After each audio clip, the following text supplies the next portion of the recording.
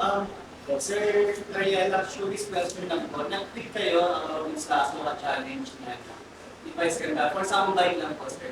Ano yung actually ko? Well, natuwa lang ako dun sa music video ni Vice Ganda ngayon tungkol sa piliin natin ang Pilipinas. No?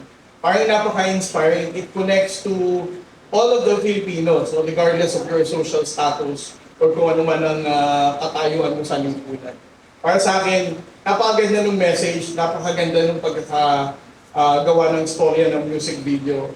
It talks about all the social issues no, dito sa Pilipinas.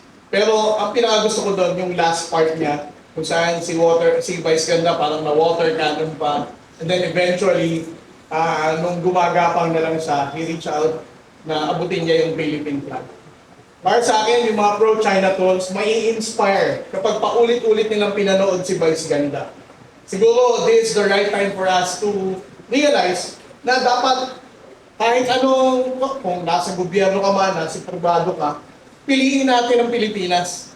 Laging tatandaan natin na, our country is not perfect.